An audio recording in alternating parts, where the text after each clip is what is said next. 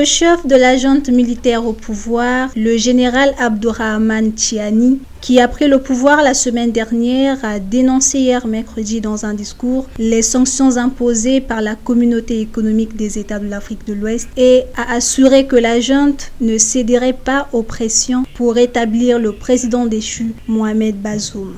S'agissant de certaines puissances étrangères partenaires, comme l'écrasante majorité du peuple nigérien, nous avons été surpris par leur empressement à condamner la prise de pouvoir par le Conseil national pour la sauvegarde de la patrie, à prononcer des sanctions contre le Niger et son peuple et à mettre fin, de fait, à leur coopération sécuritaire.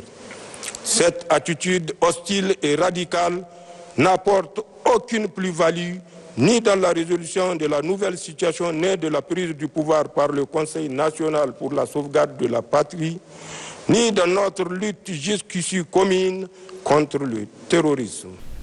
Monsieur Tiani, qui commandait la garde présidentielle du Niger, a qualifié les sanctions imposées par la CEDEAO d'illégales, d'injustice, d'inhumaines et de sans précédent. C'est avec une stupéfaction que les Nigériens ont appris les sanctions illégales, injustes et inhumaines prononcées à leur encontre. Mais elles sont surtout inédites. Pour la première fois dans l'histoire d'une organisation communautaire, sans consultation aucune et sans passer par le dialogue. Dimanche dernier, à l'issue d'un sommet extraordinaire, la CEDEAO a ordonné un blocus économique du Niger, décidant la suspension immédiate de toutes les transactions commerciales et financières avec le Niger, n'excluant pas le recours à la force si le président Mohamed Bazoum, renversé le 26 juillet, n'étant pas rétabli d'ici dimanche 6 août. Au Niger. Une intervention militaire viendra dans les semaines à venir donner le coup de grâce au régime du Conseil national pour la sauvegarde de la patrie.